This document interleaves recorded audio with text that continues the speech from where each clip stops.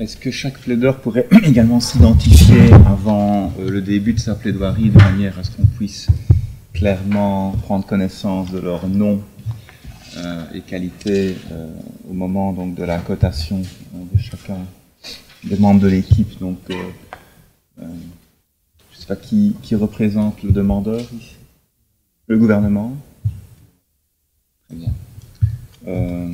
La parole alors est au demandeur.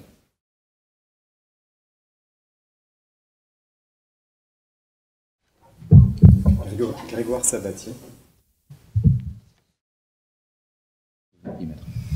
Merci, Monsieur le Président. Mesdames et Messieurs les juges, l'affaire qui nous réunit aujourd'hui est cruciale et inédite, car elle s'inscrit dans un contexte dans lequel les États membres doivent faire face à une importante menace terroriste. Se pose ainsi la question du traitement à réserver aux individus partis soutenir une entreprise terroriste à l'étranger. En l'espèce, l'État de Noé a choisi d'adopter une ligne de conduite radicale puisqu'il a choisi de déchoir de sa nationalité un de ses ressortissants mineurs. L'État de Noé a donc choisi de s'opposer au droit que cet individu tirait de sa citoyenneté européenne. La Cour va donc devoir ici définir le cadre dans lequel la lutte contre le terrorisme doit s'inscrire et opérer un équilibre entre sécurité interne et effectivité du droit de l'Union.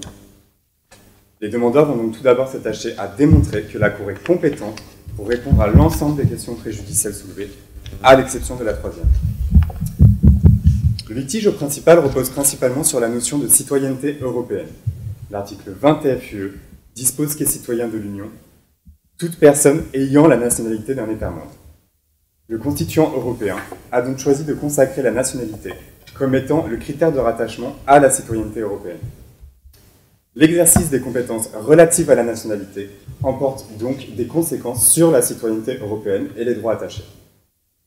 La Cour a déjà eu l'occasion de statuer sur la relation qu'il existe entre nationalité et citoyenneté européenne. Elle avait tout d'abord estimé, dans son arrêt Micheletti, que la définition des conditions d'acquisition et de perte de la nationalité relève de la compétence exclusive de chaque État membre et que cette compétence devait s'exercer dans le respect du droit européen. Dans son arrêt Rothman, la Cour a précisé que cette réserve créée par la Cour dans l'arrêt Micheletti consiste en un contrôle de proportionnalité de la disposition litigieuse. En d'autres termes, la Cour soumet ici les États membres au respect du droit de l'Union dans l'exercice de leurs compétences relatives à la nationalité. Les demandeurs rappellent également que dans son arrêt Zambrano, la Cour avait considéré que le fait que la situation du litige au principal soit purement interne n'était pas une condition suffisante pour conclure à son incompétence.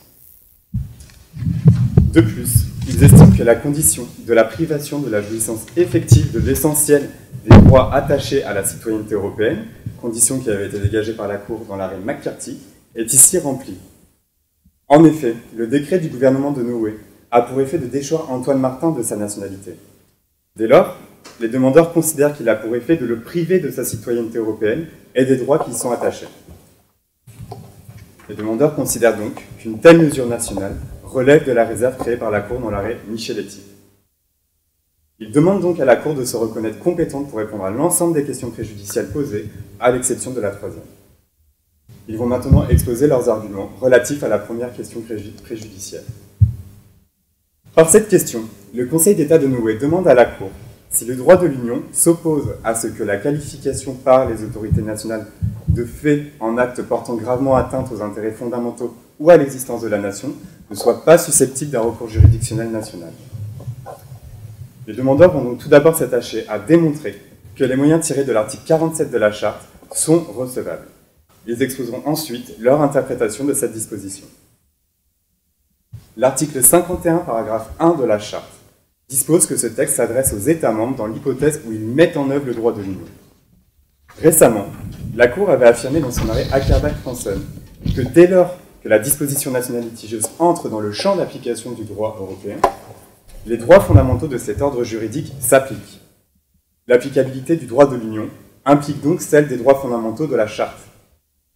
En l'espèce, l'article 20 TFUE, qui institue une citoyenneté européenne, est applicable. L'applicabilité de la Charte est donc garantie. Dans ses conclusions présentées pour cette affaire, l'avocat général avait estimé que la Charte s'applique lorsque le transfert de la garantie des droits fondamentaux des États vers l'Union peut se justifier. Dès lors que le droit de l'Union est applicable, la garantie des droits fondamentaux reviendrait donc à l'ordre juridique européen. Les demandeurs considèrent donc que la protection des droits fondamentaux en matière de nationalité revient à l'ordre juridique national, et notamment constitutionnel. En revanche, ils affirment que la protection des droits fondamentaux assortis à la citoyenneté européenne est assurée par l'ordre juridique de l'Union, et notamment par sa charte. Si tel n'est pas le cas, cela signifie que la citoyenneté européenne ne bénéficie pas de protection des droits fondamentaux. Il apparaît donc clairement au requérant que les moyens tirés de l'article 47 de la Charte sont en l'espèce recevables. En ce qui concerne l'interprétation de l'article 47 de la Charte, les demandeurs rappellent que ce dernier constitue une synthèse de la jurisprudence de la Cour. Dans son arrêt Johnston, en 1986, la Cour avait affirmé que le contrôle juridictionnel est l'expression d'un principe général de droit qui se trouve à la base des traditions constitutionnelles communes aux États membres. Les demandeurs estiment que le gouvernement ne peut pas justifier l'absence de recours juridictionnel par un principe constitutionnel non écrit, fondé sur une conception particulière de la séparation des pouvoirs. En effet, la Cour avait estimé dans son arrêt I-21 Germany GmbH que les États membres doivent s'assurer de l'effectivité de la protection des droits fondamentaux que leurs justiciables tirent de l'ordre juridique européen. Certes, les modalités procédurales de cette protection relèvent de l'autonomie procédurale des États membres, comme la Cour l'a rappelé dans l'arrêt Peterbrock. Mais les États membres doivent s'assurer de l'effectivité de la protection des droits fondamentaux tirés de l'ordre juridique européen. En l'espèce, les demandeurs affirment que l'État de Noé, en ne prévoyant pas de recours juridictionnel à une telle qualification, n'a pas assuré l'effectivité de la protection que les justiciables tirent de l'ordre juridique européen. Les demandeurs demandent donc à la Cour de considérer que le droit de l'Union, et notamment l'article 47 de la Charte, s'oppose à cette absence de recours juridictionnel, fût-elle fondée sur un principe constitutionnel non écrit. En ce qui concerne la seconde question préjudicielle, la juridiction de renvoi demande à la Cour si le droit de l'Union s'oppose à ce qu'une disposition législative nationale opère une distinction à raison du mode d'acquisition de la nationalité, et ceci dans le cadre de la déchéance de nationalité. En ce qui concerne la recevabilité des moyens tirés de l'article 21 de la Charte, qui établit l'interdiction de la discrimination, les demandeurs soutiennent ici le même raisonnement que pour la question précédente. Ils estiment en effet qu'il existe ici un transfert de la garantie de l'interdiction de la discrimination de l'État de Noé vers l'ordre juridique européen. En ce qui concerne l'interprétation de l'article 21 de la Charte 18 et 19 du TFUE, les demandeurs soutiennent qu'ils s'opposent à la disposition de Noé qui introduit une distinction entre nationaux à raison de la nationalité de leurs parents. Il est communément admis que discriminer, c'est traiter de façon inégale des situations semblables, sans justification objective ou raisonnable. Les demandeurs soutiennent que l'article 52 du Code civil de Noé crée deux discriminations au motif de la nationalité. D'une part, les demandeurs considèrent que la disposition nationale crée une discrimination entre citoyens européens en raison des conditions de perte de la nationalité. En effet, la perte de la nationalité entraîne la perte de la citoyenneté européenne. Mais selon le principe dégagé par la Cour dans l'arrêt Micheletti, il n'existe pas de règle commune en la matière. Il résulte de cette situation que des citoyens placés dans une situation similaire ne seront pas traités de manière égale. Un citoyen européen noéen pourra être déchu de sa nationalité s'il a commis des actes portant gravement atteinte aux intérêts fondamentaux de la nation, alors qu'un citoyen européen d'un autre État membre ne le sera pas. Cette variété de traitement se retrouve au sein même de la famille des demandeurs, puisqu'Antoine Martin est visé par une mesure de déchéance, à l'inverse de ses parents, qui sont nationaux français. D'autre part, les demandeurs considèrent que la disposition nationale litigieuse conduit à une discrimination entre citoyens européens nationaux de Noé, et ceci à raison de la nationalité de leurs parents. En effet, cette disposition nationale ouvre la possibilité de déchoir un national noéen né de parents étrangers. Par contre, ce droit interne ne prévoit pas cette possibilité pour les nationaux nés de parents nationaux. Pourtant, les requérants soutiennent que le lien d'allégeance des nationaux nés de parents étrangers avec l'État de Noé est le même que celui des nationaux nés de parents nationaux. Ils affirment donc que le national né de parents étrangers et le national né de parents noéens sont dans une situation similaire. Il résulte de cette situation que deux nationaux de Noé ayant commis des actes portant gravement atteinte aux intérêts fondamentaux de la nation seront traités de manière différente selon que leurs parents soient nationaux de Noé ou non. Se fondant sur ces constatations, les requérants demandent donc à la Cour de reconnaître que le droit européen s'oppose à ce qu'une disposition législative nationale opère une distinction à raison de la nationalité des parents, et ceci pour déchoir de la nationalité. Je vais maintenant laisser mon confrère exposer les arguments des demandeurs concernant les autres questions préjudicielles. Je vous remercie de votre attention. Aline Orgoran. Vous pouvez répéter votre nom. A-L-I-N. Oui. O-R-G-O-A-N. Merci. Messieurs les présidents, Madame, Messieurs les juges. La juridiction de renvoi demande à la Cour d'interpréter si le droit de l'Union s'oppose à une réglementation nationale d'un État membre qui interdirait la reconnaissance du lien de filiation pour un enfant issu d'une GPA, alors que celle-ci conduirait à l'octroi de nationalité. Les demandeurs soutiennent que la Cour doit considérer cette question comme étant irrecevable pour plusieurs raisons. Pour que la question soit recevable, la question préjudicielle doit être claire, réelle et pertinente. La Cour avait considéré dans son arrêt BMW que l'objectif du renvoi préjudiciel n'est pas de formuler des opinions consultatives sur des questions générales et hypothétiques. En l'espèce, la question de savoir si le droit de l'Union est bien interprété par un autre État membre n'aide pas la juridiction nationale de renvoi à bien interpréter le droit de l'Union pour rendre son jugement. D'ailleurs, dans les jurisprudences Salonia et Schmidberger, la Cour était claire sur les conditions qu'une demande d'un renvoi préjudiciel en interprétation doit remplir pour être recevable. Il faut que la question soit en rapport avec la réalité ou l'objet du litige principal. La déchéance et l'expulsion n'ont aucun rapport avec la reconnaissance du lien de filiation d'un enfant issu d'une GPA dans un autre État membre. Le risque imminent qui pèse sur un tel Martin, un mineur, et l'apatridia et l'expulsion, avant de voir même si dans un autre État membre, il peut se voir attribuer une nationalité. En vertu de ces arguments, les demandeurs invitent la Cour à considérer cette question comme étant irrecevable. Dans le cas où la Cour décide de statuer sur le fond, les demandeurs vont essayer de vous démontrer succinctement pourquoi le droit de l'Union ne peut pas être interprété comme s'opposant à une réglementation nationale qui interdirait la reconnaissance de filiation pour des enfants issus du GPA. L'État et la capacité des personnes est un domaine qui tient de la compétence des États membres. Le droit international européen privé ne s'applique pas pour ces motifs. Il faut rappeler aussi que la gestation pour autrui est une question sensible pour les États et qu'il n'y a pas de consensus dans les 28 États membres sur cette question.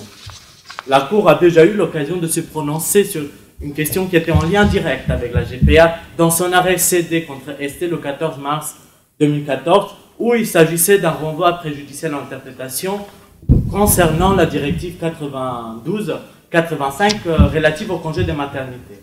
Il s'agissait en espèce de savoir si la Cour devait interpréter la directive comme s'appliquant aux mères commanditaires. Mais au contraire de l'avis de l'avocat général Cocotte, la Cour a décidé qu'une mère commanditaire n'est pas dans la même situation qu'une mère naturelle. La Cour a choisi donc une interprétation littérale et de ne pas aller au-delà du consensus des États en la matière tout en respectant les traditions constitutionnelles de chaque État. Les moyens invoqués pour l'interprétation du droit de l'Union, ce sont les articles 7, 9, 21 et 24 de la Charte et les articles 18 et 20 du TFUE. En vertu de la clause de correspondance prévue à l'article 52, paragraphe 3 de la Charte, les articles de la Charte doivent être interprétés à la lumière de la Convention européenne des droits de l'homme et à la lumière de la jurisprudence que la Cour européenne des droits de l'homme donne. Sur l'interprétation de l'article 24 de la Charte qui prévoit le respect de l'intérêt supérieur de l'enfant. Dans l'arrêt Ménesson, la Cour européenne des droits de l'homme a considéré qu'il y avait violation de l'intérêt supérieur de l'enfant. Mais pourquoi? Il faut contextualiser. Les parents résidaient en France, ils se sont rendus aux États-Unis pour pratiquer la GPA. Donc pour l'enfant issu d'une GPA aux États-Unis, aurait été impossible de vivre avec ses parents sans cette reconnaissance sur le territoire français. Mais est-ce qu'en l'espèce, l'intérêt supérieur de l'enfant est mis en jeu? L'enfant vit avec ses parents en état de no way depuis plus de 13 ans. Et les parents n'ont jamais exprimé leur volonté de changer leur résidence dans un autre État membre, si ce n'est que les actes de déchéance et les actes d'expulsion qui les forceraient de quitter l'État de no way. L'État de no way doit respecter l'intérêt supérieur de l'enfant avant d'en imposer le respect aux autres États membres. Donc pour tous ces arguments, le demandeur invite donc à la Cour d'interpréter les articles de la Charte en lecture combinée avec les articles 18 et 20 du TFUE, comme ne s'opposant pas à une réglementation nationale d'un autre État qui interdirait la reconnaissance d'un lien de filiation pour un enfant issu d'une GPR. Sur la question de la déchéance de nationalité et le risque d'apatridie pesant sur un mineur, les demandeurs invitent la Cour à considérer cette question comme étant recevable. La déchéance de la nationalité entraîne ipso facto la déchéance de la citoyenneté selon l'article 20 du TFUE. Après avoir rappelé les conditions d'octroi et de perte de nationalité, que ces conditions relèvent de la compétence de chaque État membre dans l'arrêt Micheletti, la Cour a précisé dans l'arrêt Rothman que la situation dans laquelle un citoyen de l'Union devient apatride à la suite d'un retrait de sa nationalité relève néanmoins du droit de l'Union. Dès lors, une telle décision de retrait de nationalité est susceptible d'un contrôle juridictionnel au regard du droit de l'Union. En l'espèce, la déchéance de la seule nationalité entraîne l'apatridie d'un mineur, donc sa perte de citoyenneté européenne.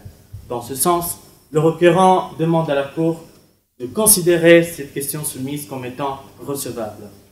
En ce qui concerne l'interprétation du droit de l'Union concernant cette possibilité de déchoir un national mineur de sa nationalité, en vertu du droit international, les États sont compétents pour déterminer qui sont ces nationaux et qui ne le sont pas. Combien même la déchéance pourrait être conforme au principe du droit international rappelé dans l'arrêt Nottebohm, en vertu de la règle lex specialis derogat legi generali, d'autres instruments de droit international doivent être pris en compte lorsqu'il s'agit des mineurs et des personnes sur lesquelles pèse la patrie. La Cour s'est référée notamment à la Convention internationale relative aux droits de l'enfant dont l'arrêt Parlement européen contre Conseil de l'Union européenne comme source d'inspiration dans l'application des principes généraux de droit communautaire. En l'espèce, un mineur risque de se retrouver dans une impossibilité de bénéficier d'une protection de ses droits fondamentaux, aussi bien civils, économiques, sociaux que culturels, du fait de la patrie. Les requérants demandent donc à la Cour d'interpréter le droit de l'Union, et notamment l'article 20 du TFUE, comme s'opposant à un retrait de nationalité lorsque ce retrait entraîne la patrie. En ce qui concerne la dernière question posée à la Cour, au cas où la Cour aurait répondu positivement à la question précédente, en tant que le droit de l'Union s'oppose à la déchéance de nationalité d'un mineur, les demandeurs invitent la Cour d'interpréter le droit de l'Union comme s'opposant à l'expulsion d'un national mineur. Dans l'arrêt Tsakoridis, la Cour avait interprété l'article 7 de la Charte de manière stricte, en restreignant considérablement la possibilité pour un État de prendre des mesures d'éloignement contre les citoyens européens. La directive 2004-38, relative aux citoyens européens et leurs membres des familles, prévoit un encadrement des mesures d'éloignement pour les citoyens européens résidant sur les territoires d'un État membre autre que celui de leur nationalité. Si la situation du mineur ne rentre pas formellement dans le champ d'application de cette directive parce que Antoine Martin est le national d'État de Norvège, c'est notamment parce que le législateur européen n'a pas prévu la situation dans laquelle un État de choix de sa nationalité, un de ses ressortissants. Face à l'absence de ces actes de l'Union spécifiques, le requérant demande donc à la Cour de s'inspirer des dispositions de la directive dans la situation soulevée. Et d'ailleurs, si cette directive ne trouve pas à s'appliquer à la situation d'Antoine Martin, la situation des époux Martin rentre dans le champ d'application de cette directive. Antoine Martin étant mineur, il doit nécessairement suivre ses parents. Donc, par le truchement des dispositions applicables aux parents et au nom du respect du regroupement familial, le demandeur soutient que le mineur doit bénéficier d'une protection par ricochet. Le demandeur invite donc à la Cour à considérer cette question comme étant recevable. En ce qui concerne l'interprétation du droit de l'Union, les requérants font valoir qu'Antoine Martin est victime d'une discrimination fondée sur la combinaison des articles 7, 21 de la Charte et l'article 20 du TFUE. En d'autres termes, les requérants soutiennent qu'il y a une différence de traitement entre leur enfant, qui subit une violation de sa vie privée et familiale, et les citoyens européens dont le droit de l'État national ne prévoit pas l'expulsion d'un national mineur. Une différence donc entre les citoyens mineurs de l'Union européenne qui ne peuvent pas faire l'objet d'une ingérence des pouvoirs publics dans leur vie privée et familiale, telle que l'a subi Antoine Martin en l'espèce. La Cour européenne des droits de l'homme avait affirmé aussi dans l'arrêt Moustakim contre Belgique que l'expulsion d'un requérant de nationalité marocaine n'était pas constitutive de discrimination fondée sur la nationalité. Parce que les requérants n'étaient pas citoyens européens, donc ils ne faisaient pas partie de l'ordre juridique spécifique qui est l'Union européenne. Mais il avait laissé entendre, en revanche, qu'un citoyen européen placé dans la même situation qu'Antoine Martin en l'espèce serait, quant à lui, victime d'une discrimination fondée sur les articles 14 et 8 de la Convention européenne des droits de l'homme. Le demandeur invite à la Cour de répondre positivement à cette question. Le droit de l'Union, et notamment l'article 7 de la Charte, en lecture combinée avec l'article 20 du TFE, s'oppose à l'expulsion d'un national mineur. En conclusion, la position des demandeurs est d'inviter la Cour de répondre positivement à l'ensemble des questions, à l'exception de la troisième, où la position de la demande est de vous inviter à considérer cette question en tant qu'irrecevable, et dans le cas où vous décidez de statuer sur le fond, de répondre par la négative. Messieurs le Président, Madame, Messieurs les juges, je vous remercie pour votre attention. Merci, Maître. La parole est à présent au gouvernement de Noé. Merci, Monsieur le Président. Nous vous présenterons moi-même Martin Sacleux, SACLEX. Donc nous vous présenterons moi-même et ma consoeur Daphné Spinetti nos observations au nom de l'État de Noé. Je vais revenir brièvement sur les faits avant de traiter des trois premières questions préjudicielles. Sur les faits, Antoine Martin est un ressortissant noéen né de parents français qui se sont installés en Noé en 1999. En mai 2013, ils se sont rendus en Rizy, un État tiers en situation de guerre civile, et les services de renseignement noéens ont pu constater, grâce à leurs recherches, qu'ils s'étaient rendus dans des camps paramilitaires en Rizy, où ils avaient suivi des entraînements en lien avec des associations de malfaiteurs, des entreprises terroristes. J'apporterai quelques précisions d'importance à ce sujet, car l'État de Noé a ensuite adopté une décision de déchéance de nationalité en vertu d'Antoine Martin, se fondant sur les actes portant gravement atteinte à l'intérêt ou à l'existence de la nation. Puis il a adopté une décision, un arrêté d'expulsion à l'encontre de la famille Martin en son ensemble. Par ailleurs, préalablement à cela, l'État avait fait une demande au Conseil de l'Union européenne pour inscrire ces personnes sur une liste noire des personnes impliquées dans une entreprise terroriste, et le Conseil avait répondu positivement.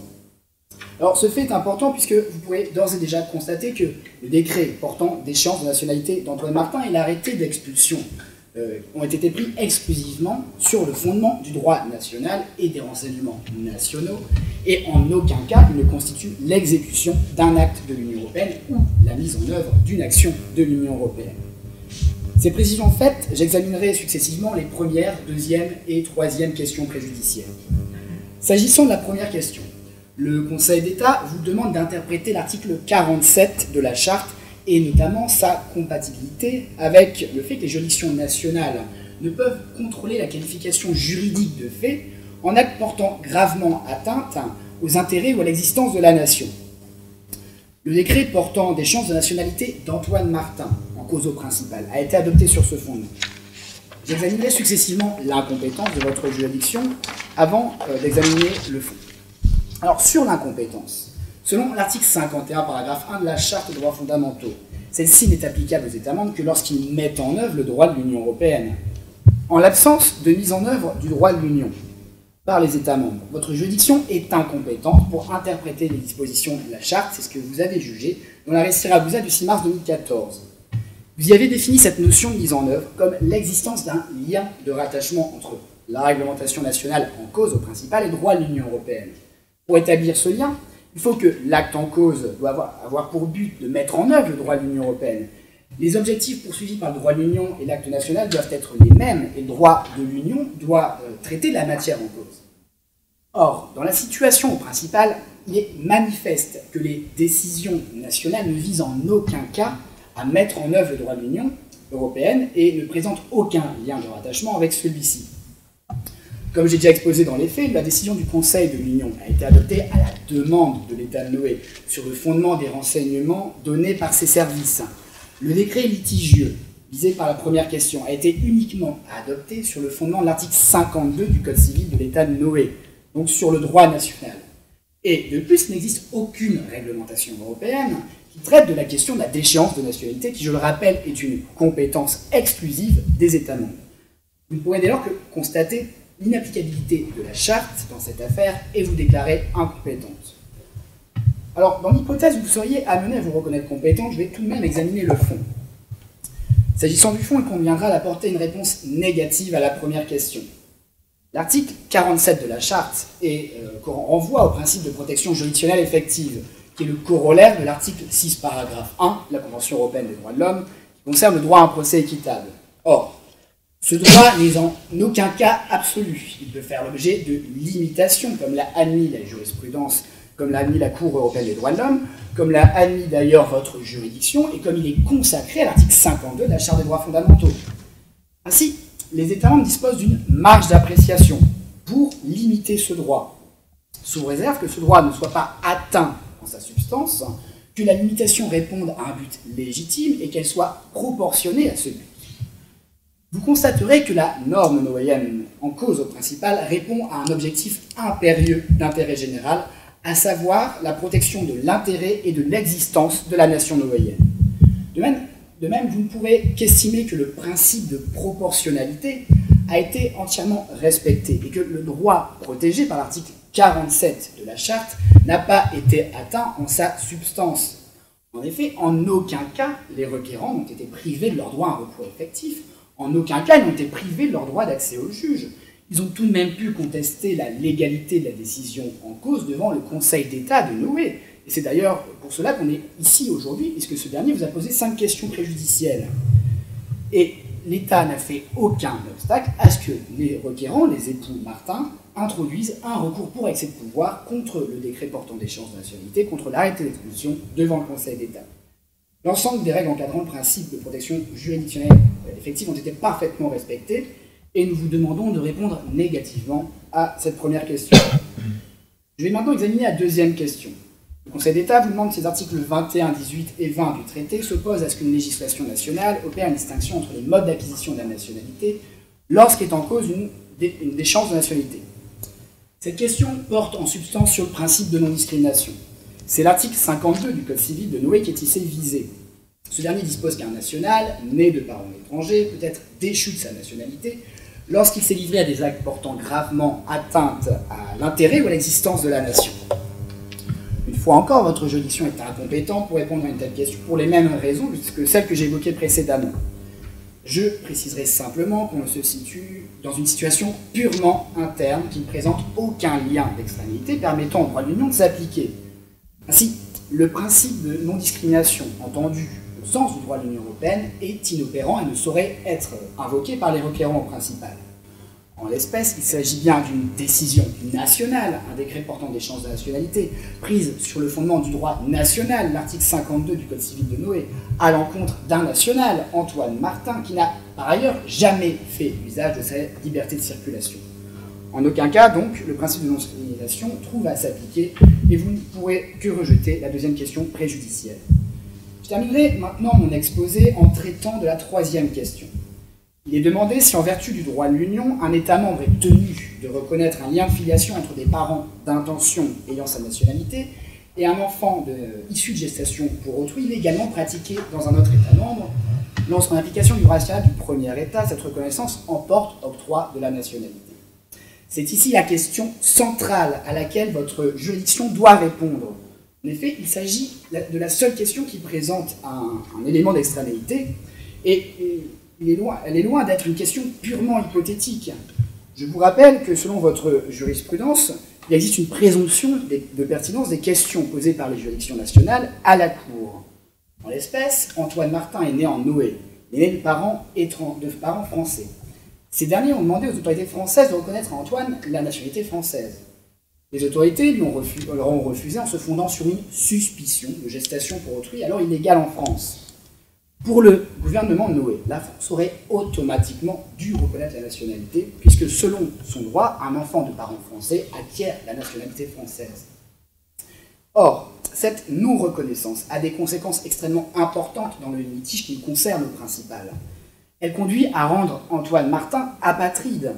Et la réponse à cette question est nécessaire au Conseil d'État pour statuer sur la validité du décret entraînant le retrait de nationalité et pour voir si Antoine Martin peut recouvrer une autre nationalité. Sur le fond de la question même, vous constaterez que le droit de l'Union s'oppose à cette non-reconnaissance, notamment au regard de l'atteinte à la vie privée et familiale garantie par les articles 7 et 9 de la Charte. Pour cela, il convient de se référer à la jurisprudence de la Cour européenne des droits de l'homme, qui a récemment jugé dans l'arrêt Ménesson et Labassé contre France que la non-reconnaissance de l'état civil d'un enfant issu d'une gestation pour autrui conduit à rompre le lien familial entre les parents ayant la nationalité de cet état et l'enfant de nationalité étrangère.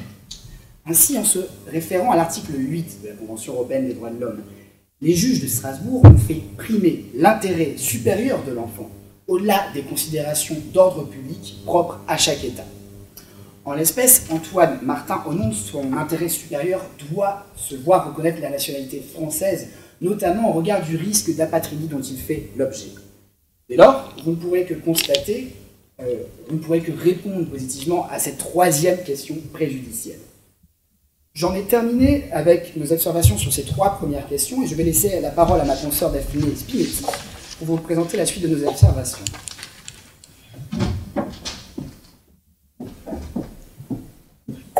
Monsieur le Président, Madame et Monsieur les membres de la Cour, je passe à l'examen de la quatrième et de la cinquième question préjudicielle. Concernant la quatrième question préjudicielle, la juridiction de renvoi demande si le droit de l'Union européenne s'oppose à la déchéance de la nationalité lorsque celle-ci peut conduire à l'apatridie. Tout d'abord, sur cette question, le gouvernement demande à la Cour de se déclarer incompétente. En effet, nous sommes dans une situation purement interne, puisqu'il s'agit d'une décision prise sur le fondement d'un texte national, l'article 52 du Code civil de Noé, vis-à-vis de l'un de ses ressortissants, Antoine Martin, donc national. Or, comme l'a démontré mon confrère, une situation purement interne n'a pas vocation à faire appliquer le droit de l'Union européenne. De plus, l'octroi et le retrait de la nationalité et de la compétence exclusive des États membres, c'est ce que vous avez jugé dans l'arrêt Rothman de 2010. Ainsi, la Cour n'a donc pas compétence pour statuer sur une déchéance de nationalité. Toutefois, si vous vous déclariez compétent, alors, sur le fond, le gouvernement soutiendra que le droit de l'Union ne s'oppose pas au retrait de la nationalité. En effet, et toujours dans l'arrêt Rothman, vous avez jugé que l'acquisition frauduleuse de la nationalité pouvait entraîner son retrait par l'État membre sur le territoire duquel elle a été acquise. Or, il s'agissait en l'espèce de l'acquisition frauduleuse d'une nationalité. Or, ici, dans l'affaire au principal qui nous occupe, il s'agit de faits de terrorisme. En effet, Antoine Martin est soupçonné d'avoir participé à une association en lien avec une entreprise terroriste. Les faits sont donc bien plus graves que l'acquisition frauduleuse de la nationalité. Ainsi, la décision Rothman ne peut que s'appliquer au cas d'Antoine Martin. De surcroît, et comme l'ont indiqué à juste titre les requérants au point 69 de leurs écritures, vous avez jugé toujours dans ce même arrêt que le retrait de la nationalité sur fondement d'une fraude correspondait à un motif d'intérêt général tiré de la protection du rapport de solidarité et de loyauté entre l'État concerné et ses ressortissants. En effet, l'article 20, paragraphe 2 du traité sur le fonctionnement de l'Union européenne prévoit des devoirs pour le citoyen européen vis-à-vis de son État d'origine. Or, encore une fois, peut-on considérer en l'espèce qu'Antoine Martin a respecté ses devoirs vis-à-vis de l'État de Noé sur lequel il est né et dont il a acquis la nationalité alors qu'il s'est livré à des actes liés au terrorisme? Non, Antoine Martin a gravement manqué à ses devoirs de citoyen européen vis-à-vis de l'État de Noé. Dès lors, la Cour ne pourra que conclure que le droit de l'Union ne s'oppose pas, dans des cas aussi graves, à se reprocher à Antoine Martin à la déchéance de sa nationalité. S'agissant de la dernière et cinquième question préjudicielle, la Cour de renvoi demande si le droit de l'Union européenne, et notamment l'article 7 de la Charte des droits fondamentaux, s'oppose à ce qu'un national mineur puisse faire l'objet d'une expulsion par un État membre lorsque cette mesure est justifiée par des actes portant gravement atteinte aux intérêts fondamentaux et à l'existence de la nation. Tout d'abord, encore une fois, je demanderai à votre Cour de se déclarer incompétente pour répondre à cette question préjudicielle. En effet, nous sommes à nouveau dans une situation purement interne, puisque nous sommes face à un arrêté d'expulsion pris par le gouvernement de Noé à l'encontre de l'un de ses ressortissants. Ainsi, encore une fois, situation purement interne, dans ces cas-là, le droit de l'Union n'a pas à s'appliquer. Toutefois, si vous déclariez compétente, alors sur le fond, le gouvernement de Noé soutiendra que l'article 7 de la Charte des droits fondamentaux, le droit de l'Union, ne s'oppose pas à l'expulsion d'un mineur pour des faits aussi graves que ceux de l'espèce. Tout d'abord, il est à souligner qu'il y a eu en aucun cas violation de la vie privée d'Antoine Martin, comme protège l'article 7 de la Charte des droits fondamentaux. Il faut rappeler que la Noé est un micro-État doté de services de renseignement très restreints et que les photos et vidéos prises sur la famille Martin ont été recueillies sur des réseaux sociaux largement ouverts au public. Il n'y a eu aucune intrusion. De surcroît, et comme le soulignent les requérants, l'article 7 de la Charte des droits fondamentaux renvoie à l'article 8 de la Convention européenne de sauvegarde des droits de l'homme qui autorise en son paragraphe 2 une ingérence de l'État lorsqu'elle constitue une mesure qui, dans une société démocratique, est nécessaire à la sécurité nationale, la sûreté publique, la défense de l'ordre et la prévention des infractions pénales. Et d'ailleurs, les requérants font référence dans leurs écritures à l'arrêt Moustakin contre Belgique, dans lequel la Cour européenne des droits de l'homme a reconnu la violation de l'article 8 de la Convention européenne de sauvegarde des droits de l'homme du fait de l'ingérence des pouvoirs publics causée par l'expulsion. Mais en l'espèce, il s'agissait d'une expulsion sur fondement de simple vol et tentative de vol. Or, ici, nous sommes en présence de faits bien plus graves, puisqu'il s'agit d'une infraction liée au terrorisme. Les requérants comparent donc des faits qui ne sont pas comparables. Et d'ailleurs, la Cour européenne des droits de l'homme a fait application du droit d'ingérence de l'État dans la réclasse contre Allemagne de 1978, considérant que face à la menace terroriste, l'État pouvait prendre des mesures de surveillance renforcées s'agissant de la possibilité de surveiller des correspondances et communications téléphoniques. Il ne saurait alors être allégué qu'il y a eu violation de la vie privée de la famille Martin puisque l'ingérence était justifiée afin de prévenir une infraction pénale qui est le terrorisme et contre laquelle l'ensemble des États membres est aujourd'hui mobilisé afin de combattre cette menace constante. Par conséquent, Antoine Martin pouvait faire l'objet d'une mesure d'expulsion. En effet, tout d'abord, et contrairement à ce qu'ont soutenu les requérants, la directive 2004-38 relative à la liberté de séjour et de circulation s'applique bien à Antoine Martin, puisqu'il est le descendant et donc membre de la famille de citoyens européens qui eux-mêmes ont fait l'objet de la liberté de circulation au sein du territoire de l'Union européenne, puisque les époux Martin ont circulé de la France pour s'établir en Noé. Et les requérants citent, au point 83 de leurs écritures, que l'article 28 de la directive 2004-38 permet aux requérants qui ont séjourné pendant plus de 10 ans sur le territoire d'un État membre d'avoir une protection renforcée. Mais ils ajoutent à juste titre que cet article prévoit qu'une mesure d'expulsion peut toujours être prononcée pour des raisons impérieuses de sécurité publique. Et dans l'arrêt de Sakuritis de 2010, cité pour exemple par les requérants, qui vous demande sur le fondement de cet arrêt de vous prononcer sur les contours et le contenu de la notion de raison impérieuse, vous avez justement considéré que le trafic de stupéfiants en bande organisée relevait de cette notion impérieuse de sécurité publique. Or ici, encore une fois, nous sommes sur des faits plus graves que le trafic de stupéfiants, puisque nous sommes sur l'une des infractions pénales les plus graves actuellement, qui est le terrorisme. Ainsi, par rapport à cet arrêt de Sakuritis, vous ne pourrez que considérer que le terrorisme est une raison impérieuse de sécurité publique qui peut conduire à l'expulsion. De même, dans l'arrêt pays de 2012, vous avez indiqué que la directive 2004-38 doit être interprétée en ce sens qu'il est loisible aux États membres de considérer que des infractions pénales, telles que celles figurant à l'article 3, paragraphe 1 du traité sur le fonctionnement de l'Union européenne, relèvent de la raison impérieuse de sécurité publique. Or, le terrorisme figure parmi les infractions citées dans cet article 83, paragraphe 1. Enfin, je conclurai sur un point important. L'article 28 de la directive précise en son paragraphe 3 qu'une décision d'éloignement ne peut être prise à l'encontre de citoyens européens mineurs à moins que la décision ne se fonde sur des motifs graves de sécurité publique. En l'espèce, Antoine Martin est soupçonné d'avoir participé à une association en lien avec une entreprise terroriste. L'article 28 précité n'exclut pas le mineur et la gravité de l'infraction reprochée à Antoine Martin ne fait pas de doute. La décision d'éloignement prise à son encontre est alors justifiée pour des raisons impérieuses de sécurité publique et le gouvernement soutient que le droit de l'Union européenne ne s'oppose pas à l'arrêté d'expulsion pris à son encontre. L'ensemble des questions ayant été examinées, le gouvernement demande à la Cour, s'agissant de la première question, de se déclarer incompétente et de répondre que le droit de l'Union ne s'oppose pas à ce que les juridictions nationales soient incompétentes pour contrôler la qualification juridique de fait en acte portant gravement atteinte à l'intérêt ou à l'existence de la nation. S'agissant de la seconde question, le gouvernement demande à la Cour de se déclarer incompétente et de dire pour droit que le droit de l'Union ne s'oppose pas à une disposition nationale qui opère une distinction en raison du mode d'acquisition de la nationalité. S'agissant de la troisième question, le gouvernement demande à la Cour de se déclarer compétente et de juger que le droit de l'Union s'oppose à ce qu'un État membre soit tenu de reconnaître un lien de filiation entre des parents d'intention et un enfant né d'une gestation pour autrui légalement pratiqué sur le territoire d'un autre État membre. S'agissant de la quatrième question, le gouvernement demande à votre Cour de se déclarer incompétente et de répondre que le droit de l'Union européenne ne s'oppose pas à ce qu'un État membre puisse procéder au retrait de la nationalité pour des faits aussi graves que le terrorisme, quand bien même cela conduirait à la patrie. Enfin, sur la dernière question préjudicielle, le gouvernement demande à votre Cour de se déclarer incompétente et de considérer que le droit de l'Union ne s'oppose pas à l'expulsion d'un mineur lorsque ce dernier s'est livré à des actes portant gravement à l'intérêt fondamental et à l'existence de la nation. Je vous remercie, maître. Comme le règlement de procédure le prévoit, chacune des parties dispose à présent de 5 minutes pour procéder à une réplique. Donc il ne s'agit pas d'une nouvelle plaidoirie, mais d'une réplique à des points qui ont été soulevés par la partie adverse.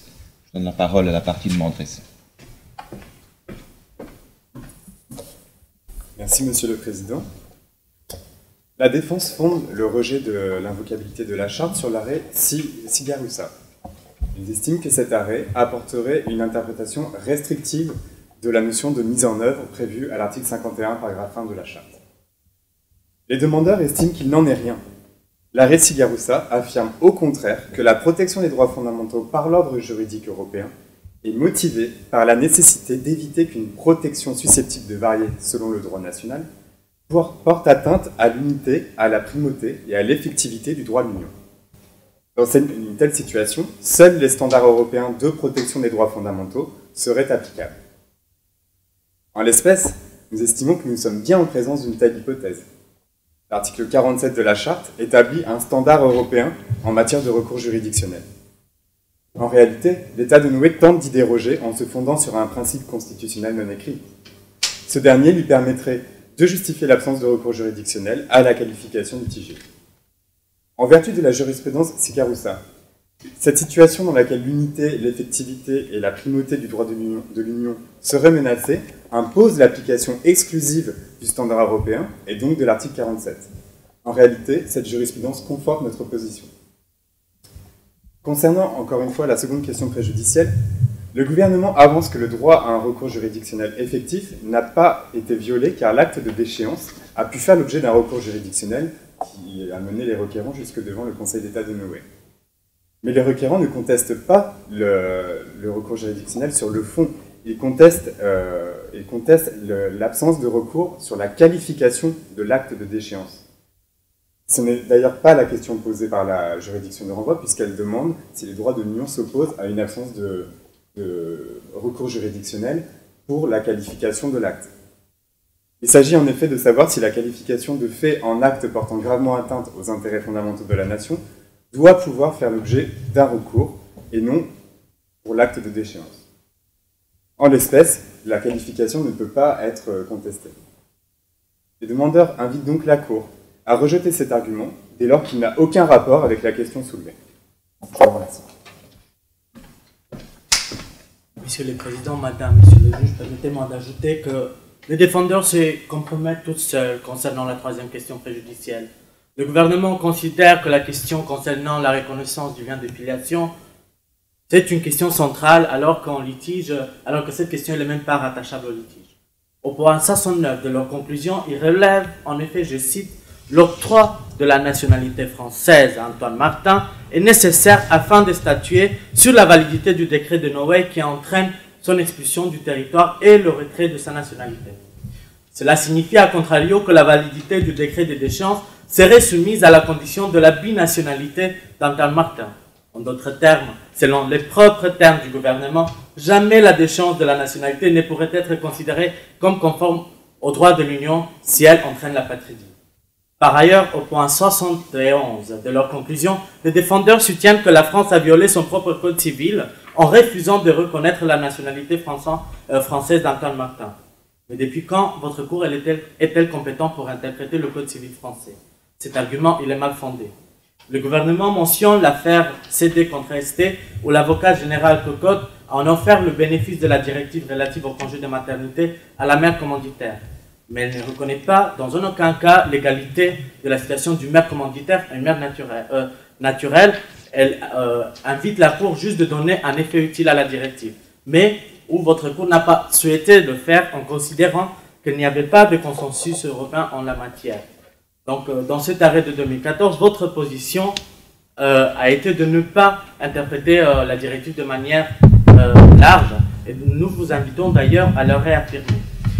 Concernant la 5e question, le gouvernement fait d'une part état de l'absence de mise en œuvre du droit de l'Union concernant l'acte d'expulsion au stade de la recevabilité, et d'autre part état de la présence d'une mise en œuvre du droit de l'Union pour justifier l'expulsion sur le fond.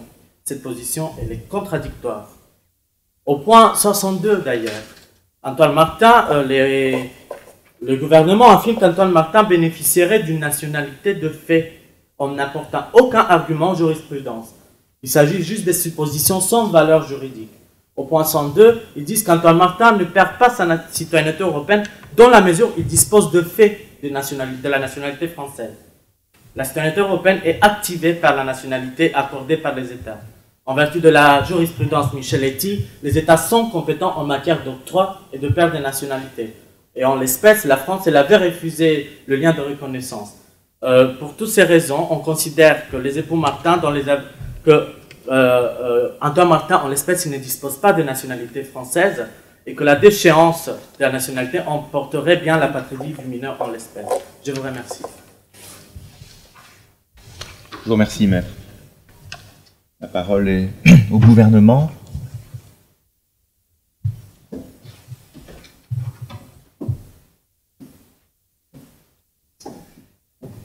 Merci, Monsieur le Président, Madame, Monsieur. J'apporterai une précision d'importance. Les requérants principal fondent l'application du droit de l'Union européenne sur l'application de l'article 20 du traité sur le fonctionnement de l'Union. Ils invoquent d'ailleurs la jurisprudence Zambrano que vous avez rendue. Or, cette jurisprudence n'est pas transposable mutatis mutandis en l'espèce. Dans cette situation, l'application du droit de l'Union européenne et l'application autonome de l'article 20 du traité sur le fonctionnement de l'Union avait été possible. On avait en fait un enfant qui était né dans un État membre, né de parents ressortissants d'États tiers. Et l'application du droit de l'Union se faisait parce que celui-ci risquait de perdre la jouissance effective des droits qu'il tirait de son statut de citoyen européen. Or, vous avez par la suite précisé dans l'arrêt d'Erletti que le critère relatif à la privation essentielle des droits conférés par le statut de citoyen européen consistait au fait d'être obligé pour la personne, pour le citoyen européen, de quitter le territoire, non seulement de son État membre d'origine, mais également de l'Union prise dans son ensemble. Or, en l'espèce, Antoine Martin est un citoyen noéen, mais dont les parents sont de nationalité française. Ces derniers n'ont pas perdu la nationalité française, et Antoine Martin pourra toujours bénéficier d'une liberté de circulation dérivée vis-à-vis de ses parents. Dès lors, il n'est pas en aucun cas privé de la jouissance effective des droits qui lui sont conférés par son statut de citoyen européen. Et il pourra, dans ce cas-là, l'article 20 du traité sur le fonctionnement de l'Union n'est pas applicable de manière autonome. Je passerai maintenant à la troisième question préjudicielle. Comme je l'ai dit, cette question est pour nous centrale, car aujourd'hui, Antoine Martin peut demander la nationalité française à la France, et cette question est nécessaire pour le Conseil d'État pour apprécier la proportionnalité de la mesure du décret dans son contrôle de légalité, puisqu'il existe bien un contrôle de légalité de la décision du décret portant l'échéance de nationalité. Cette décision est nécessaire pour apprécier donc ce contrôle de proportionnalité et voir si Antoine peut récupérer une nationalité d'un autre État membre, ce qui est le cas en l'espèce. Alors pourquoi ne le fait-il pas? Et donc justement, sur ce contrôle juridictionnel, comme je l'ai dit, il existe bien une possibilité de recours juridictionnel. Elle a été exercée par les requérants devant le Conseil d'État de Noé, qui vous a posé d'ailleurs les questions préjudicielles. En aucun cas, le droit au recours effectif n'a été violé, et comme je l'ai dit, aucun obstacle n'a été fait aux époux Martin pour introduire un recours pour excès de pouvoir devant le Conseil d'État. Je vais répondre sur la question 5. Nous avons soulevé votre incompétence à titre principal sur cette question. Nous avons bien considéré que le droit de l'Union n'avait pas vocation à s'appliquer puisqu'il s'agissait d'une situation purement interne. C'est donc à titre subsidiaire que nous avons répondu sur le fond de la question. tout comme les requérants ont soulevé votre incompétence sur la question 3 et ils ont bien répondu à titre subsidiaire sur le fond.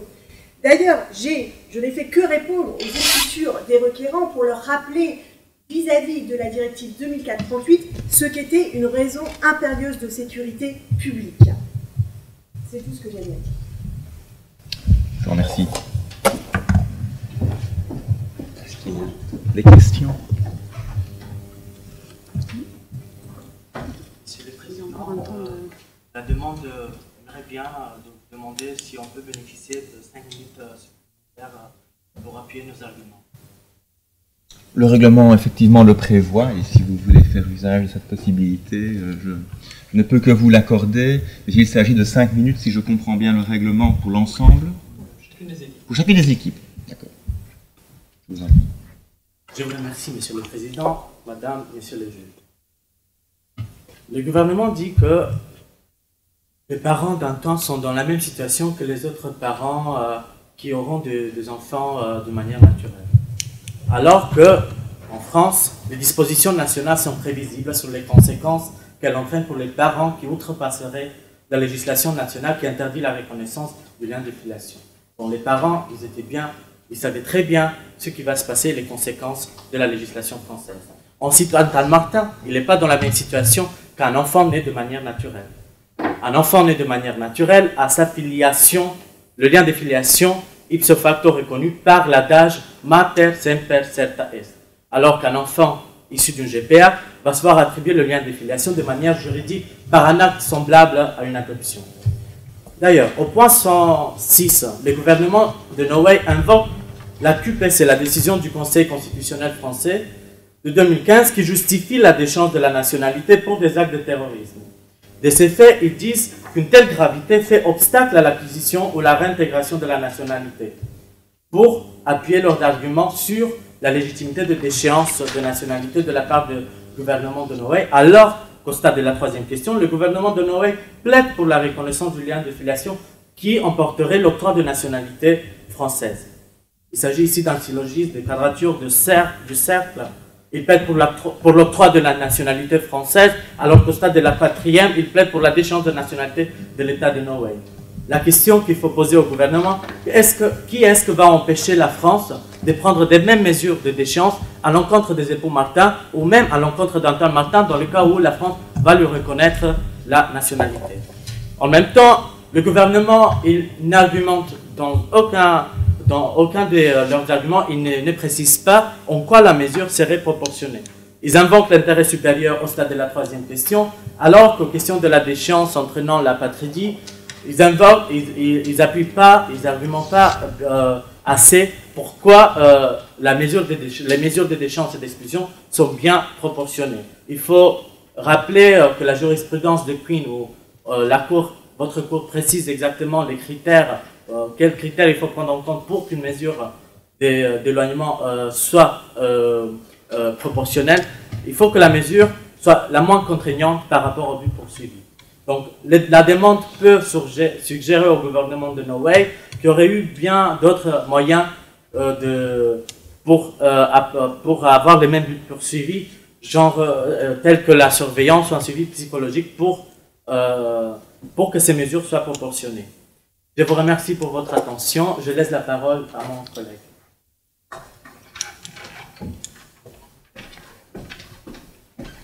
Merci, Monsieur le Président. Je souhaitais juste ajouter qu'au point 41 de ses conclusions, le gouvernement fait une mauvaise utilisation de la théorie de l'acte clair, puisqu'il l'applique à la Cour pour lui demander de considérer la seconde question comme étant irrecevable. En effet, cette théorie que vous avez découverte dans la récipite s'applique aux juridictions de dernier recours dans le cadre du renvoi préjudiciel en interprétation, et ceci pour faire échec à leur obligation de renvoi. Mais cette théorie ne s'applique certainement pas à votre juridiction, qui est-elle compétente pour examiner les renvois préjudiciels. La défense, en demandant à la Cour de s'appliquer cette théorie de l'acte clair, souhaite vous voir considérer la question préjudicielle concernant le recours juridictionnel comme étant irrecevable. Évidemment, cet argument n'est pas concluant, et nous invitons la Cour à déclarer la question relative à la discrimination comme étant recevable. Je vous remercie. Si vous souhaitez répliquer, bien entendu, vous avez la possibilité de le faire maintenant. Merci, Monsieur le Président. Madame, Monsieur, Alors, je reviendrai justement sur le droit français en matière d'acquisition de nationalité relatif à la gestation pour autrui.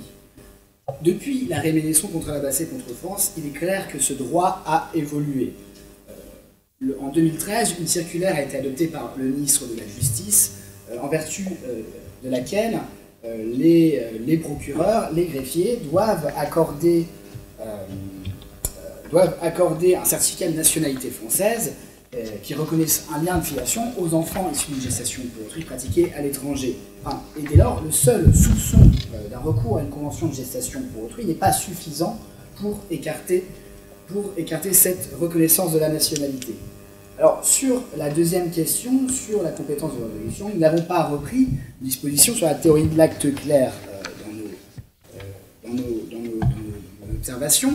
Ces dispositions, cet argument est assez superflu, et nous nous basons, nous, sur le fait que nous sommes ici dans une situation purement interne, et comme je l'ai rappelé, Antoine Martin est de la nationalité noéienne, il fait l'objet d'une décision nationale, il n'a jamais fait usage de sa liberté de circulation, et il ne saurait invoquer l'article 20 du traité de manière autonome, l'article 20 du traité sur le fonctionnement de l'Union européenne, puisque, je le dis, la jurisprudence Zambrano n'est pas transposable mutatis mutandis dans les faits qui nous concernent au principal.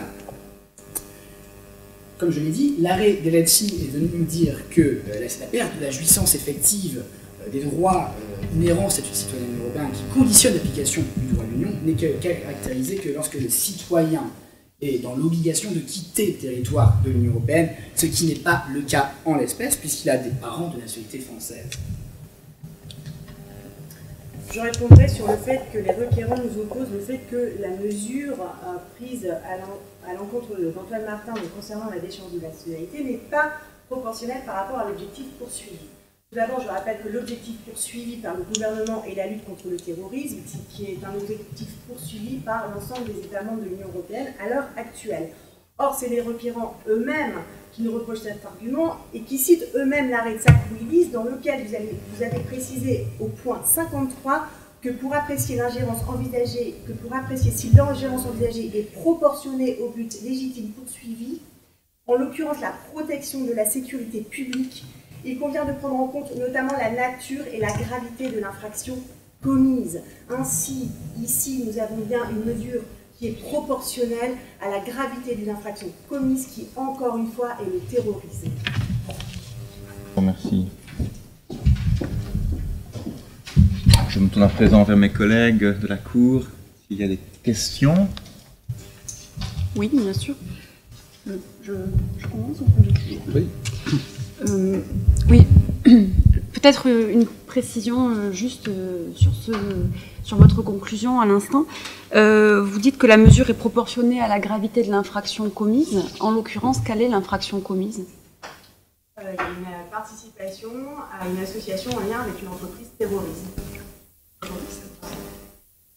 Qui est établie Écoutez, il y a des graves soupçons. Le gouvernement a tout de même trouvé des photos et des vidéos sur les réseaux sociaux de la participation de la famille Martin à une formation paramilitaire en Russie, clairement pour se former afin d'effectuer des actes de terrorisme. Mais l'infraction de participation en lien avec l'entreprise terroriste est effectivement avérée. À ce sujet, justement, le placement en garde à vue des époux Martin à leur retour en Noé est justement fondé sur les renseignements qui ont été apportés par les services de renseignement noéens sur ce soupçon, sur cette participation à une association de malfaiteurs en lien avec une entreprise terroriste. Il est allégué, il a été d'ailleurs prouvé par les renseignements, que Antoine Martin avait participé à des entraînements dans des camps paramilitaires en Russie, s'était formé au combat, à la guerre. Et à ce sujet, la proportionnalité est avérée car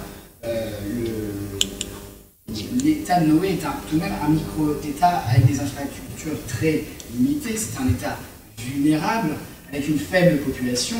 Nous avons tout de même tenté de prendre la mesure la moins contraignante dans le sens où nous avions conscience et nous étions convaincus qu'Antoine Martin pouvait toujours demander la nationalité française à la France. D'accord. Est-ce que je continue? Oui. Je pose toutes mes questions et ensuite... D'accord. Donc je vais poser je vais encore vous poser une question et puis je passerai à mes questions au requérant. J'ai cru comprendre, mais je ne suis pas sûre de moi, donc que vous aviez indiqué que la décision du Conseil de l'Union européenne avait été adoptée à la demande de l'État de Noé. C'est le cas. D'accord. Et dans ce cas, en quoi est-ce que cela joue sur la compétence de la Cour?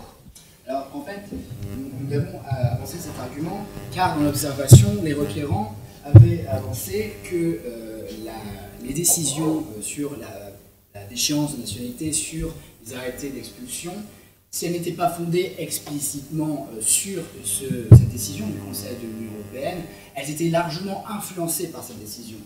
Or, il convient de constater qu'en l'espèce, c'est la situation contraire. C'est la demande de l'État de Noé, sur les fondements des renseignements qui ont été donnés par l'État de Noé, que le Conseil a adopté cette décision.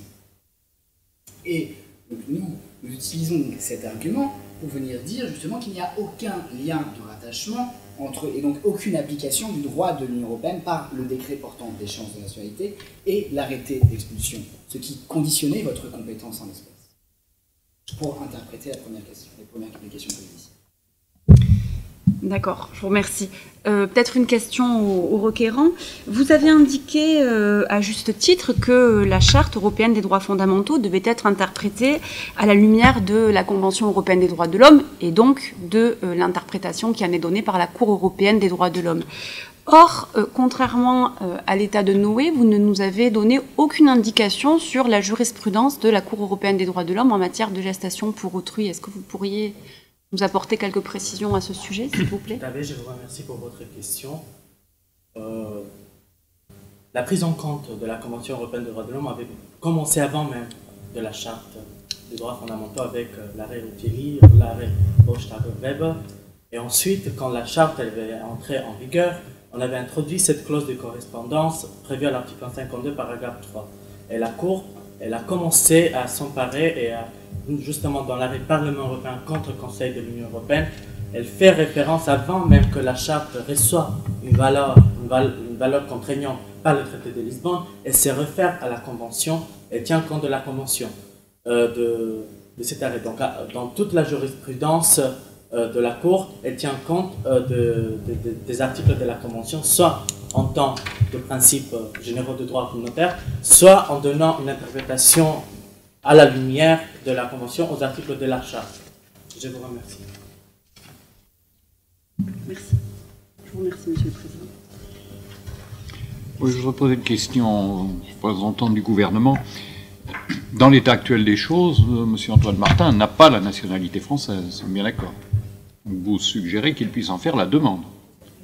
Que se passe-t-il si la France refuse de lui accorder cette nationalité du fait de sa participation à une entreprise terroriste?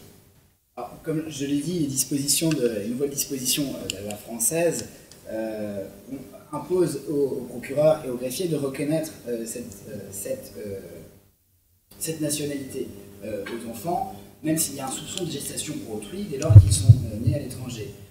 Mais effectivement, donc la France pourrait peut-être refuser cette nationalité, mais cela reste une hypothèse, et dans tous les cas, Antoine Martin peut toujours faire la demande à la France d'acquisition de la nationalité française.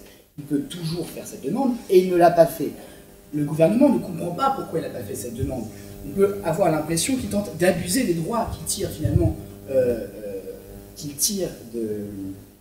l'ordre juridique de l'Union européenne en ne les utilisant pas, si vous voyez ce que je veux dire.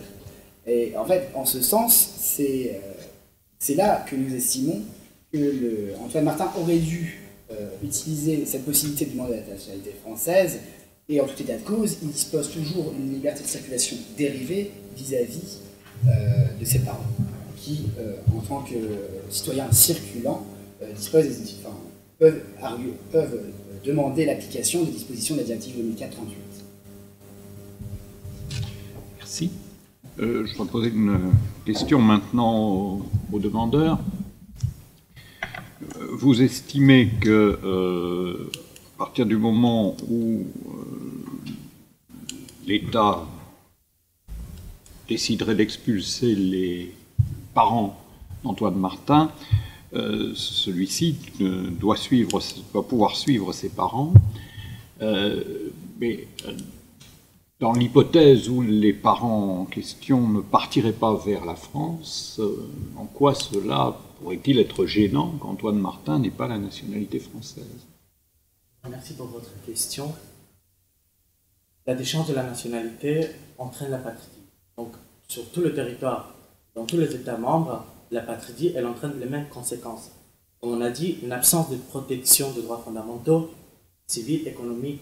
Donc, tous ces enjeux, ces rapports finalement à la situation d'Antoine Martin et le risque d'apatridie qui entraîne les mêmes conséquences sur toute la partie dans tous les États membres.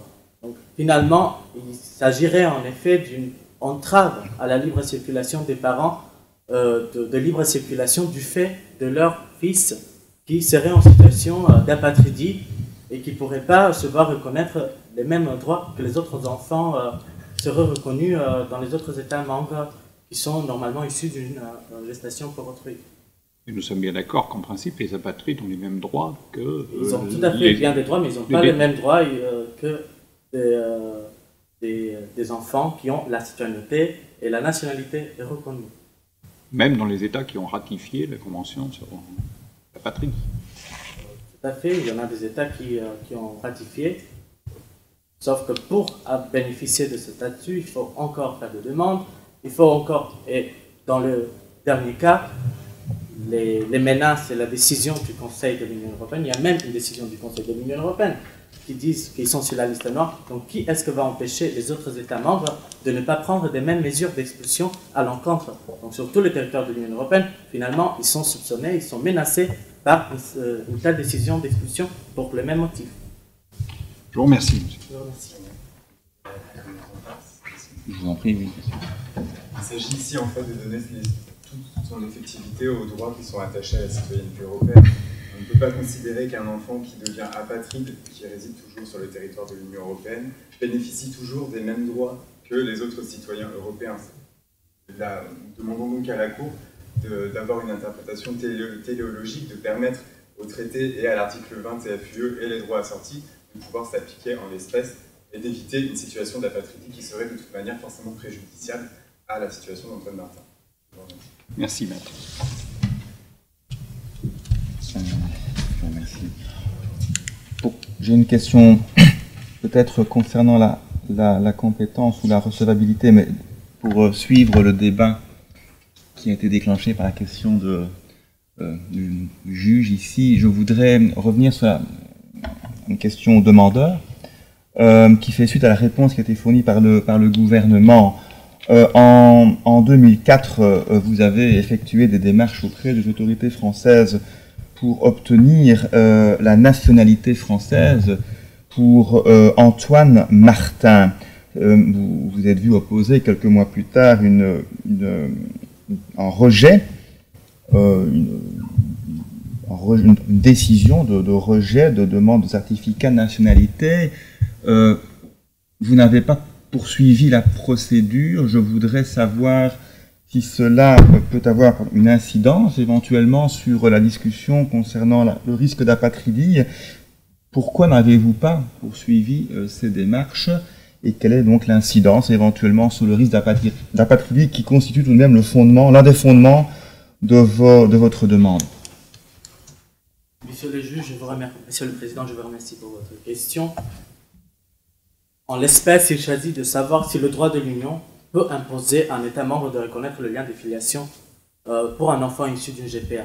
Donc, concernant votre question de savoir pourquoi la demande, pourquoi nos clients n'ont pas poursuivi, c'est parce que l'ordre public international de la France se opposait à ce fait. Et justement, à cette reprise, il y avait une saga jurisprudentielle de la Cour de cassation qui changeait de syllogisme pour refuser l'octroi, pour refuser la reconnaissance du lien de filiation, soit pour des raisons de fraude à la loi, soit pour des raisons d'ordre public, pour refuser. Mais cette question, elle est sensible, comme je l'ai déjà rappelé dans la plaidoirie. La question de la GPA, elle est une question sensible aux États. Il n'y a pas de consensus dans cette matière. Et la question en l'espèce, et l'affaire en l'espèce, c'est surtout sur l'interprétation du droit de l'Union. Est-ce que le droit de l'Union doit être interprété dans ce sens d'imposer, comme qu'on impose aux États membres de reconnaître le lien de filiation pour des enfants issus du GPA. Je vous remercie. Et donc, quel que soit le comportement, donc la question c'est ce que le droit de l'Union l'impose, quel que soit le comportement des demandeurs, bon, je fais allusion à la question de l'abus de droit, est-ce que c'est une considération qui peut intervenir, selon vous, dans l'interprétation du droit de l'Union, si des indices peuvent être interprétés éventuellement comme un abus de droit? Vous avez des réflexions à ce sujet? Concernant l'abus de droit, on ne considère pas qu'il y a un abus de droit du fait que la France ait refusé en 2004 la reconnaissance. On sait très bien que l'ordre public international, c'est une notion qui n'est pas statique, c'est une notion évolutive et qui peut changer avec le principe. On sait très bien, on est au courant de la jurisprudence Ménesson et la passée, où la France s'est fait condamner sur le fondement des articles 8 et sur l'intérêt supérieur de l'enfant, en condamnant la France de respecter l'intérêt supérieur de l'enfant. En l'espèce, le risque imminent qui pèse sur Antoine Martin, c'est l'apatridie et c'est l'expulsion, avant de voir même si un autre État va lui accorder la nationalité. On regarde le risque imminent. Selon la Commission, selon une disposition de la Commission sur le droit international qui vient d'être soumise en 2014 au vote de l'Assemblée générale des Nations unies, il y a une disposition qui précise justement et qui prohibe toute échange de nationalités ayant l'objet d'expulser les individus. En l'espèce, la demande a l'impression que le gouvernement de Norvège essaie de légitimer ces actes d'échange et d'expulsion par la possibilité d'Antoine Martin de se voir reconnaître le droit des nationalités par la France. Or, en l'espèce, le risque imminent et le litige principal, il s'agit surtout de savoir si un national mineur peut se voir décharger de sa nationalité et se voir expulsé. Je vous remercie pour votre question. Je vous remercie. Et alors, une dernière question, peut-être à moins qu'il y ait d'autres questions de mes confrères, mais une question sur laquelle chacune des parties peut réagir de manière à assurer le contradictoire et l'égalité parfaite entre les questions-réponses. Je m'adresserai d'abord aux demandeurs, mais le gouvernement pourra prendre position par la suite. Donc, une décision a été adoptée par le Conseil le 14 mars 2014. Cette décision, une décision a été adressée par le Conseil à la France. Cette décision, vous ne l'avez pas attaquée. Est-ce que cela a une incidence sur la recevabilité même des questions qui nous sont posées aujourd'hui? J'aimerais vous entendre à ce sujet. Merci, Monsieur le Président. Il faut ici rappeler la position générale des demandeurs dans ce litige. Nous estimons qu'il n'y a pas de mise en œuvre par le biais de la décision du Conseil européen du 14 mars 2014. L'État de Noé l'a dit lui-même, il n'y a pas de mise en œuvre de cette décision dans l'acte de déchéance et d'expulsion. En réalité, nous estimons que la mise en œuvre du droit de l'Union et donc l'ouverture des droits fondamentaux de la Charte se fait en ce que les actes de Noé ont des conséquences sur les droits que les citoyens, Antoine Martin, tire de la citoyenneté européenne. Ce n'est pas sur la mise en œuvre du Conseil européen que nous estimons que les questions puissent être reconnues recevables. Je vous remercie. Et vous auriez pu attaquer cette décision éventuellement devant le tribunal? Je peux vous compléter. Oui. Cette décision d'expulsion, si c'était sur le fond, si la décision de l'État de Norvège aurait été prise sur la décision du Conseil de l'Union européenne, ça aurait fait partie de la PESC, donc de la politique étrangère de sécurité commune. Et ces actes, en vertu de l'article 275 du TFUE, apportaient l'héritage de la saga jurisprudentielle qui a été introduite par les traités de Lisbonne. Donc cet article prévoit justement que votre Cour elle est compétente de contrôler les mesures qui concernent les personnes physiques et morales. Donc votre Cour est compétente de contrôler des mesures d'expulsion telles qu'en l'espèce sur ce fondement. Mais en l'espèce, on n'est pas dans la mise en œuvre du fait de la décision du Conseil de l'Union européenne, mais surtout sur la mise en œuvre par le truchement des dispositions applicables à la citoyenneté européenne. Je vous remercie. Si mon collègue... Est-ce que le gouvernement veut prendre position sur la réponse qui a été fournie ou... Oui, Monsieur le Président. J'ajouterai simplement, pour pour commencer, que les requérants au principal se contredisent en l'espèce, puisqu'ils nous citent à l'article point 14 de leur conclusion qu'on ne saurait nier que les mesures prises par l'État de Noé visant les époux Martin ont été influencées, à défaut d'être fondées explicitement, sur la décision du Conseil de l'Union européenne. Il ressort de leurs conclusions, de leurs observations, que la décision du Conseil aurait eu un impact sur les décisions nationales, que ces décisions nationales auraient été prises sur ce fondement en quelque sorte. Mais en l'espèce, les requérants au principal auraient pu d'ailleurs contester cette décision du Conseil de l'Union européenne.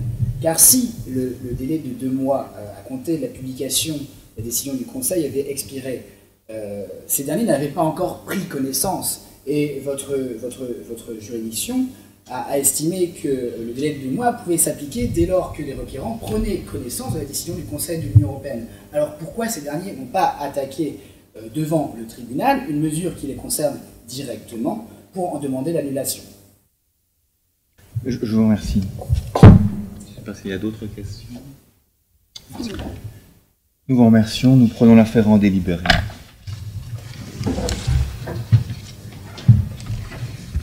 On peut proclamer. Donc voilà, on va proclamer donc l'équipe vainqueur. Je comprends que les notes individuelles sont communiquées à M. Braque ultérieurement. Et donc l'équipe vainqueur, c'est le gouvernement qui l'emporte sur cette joute et qui donc disputera la finale. On vous remercie néanmoins pour la qualité des présentations. On a trouvé qu'il s'agissait d'excellents débats. Et donc on vous remercie, mais il fallait un vainqueur. Voilà.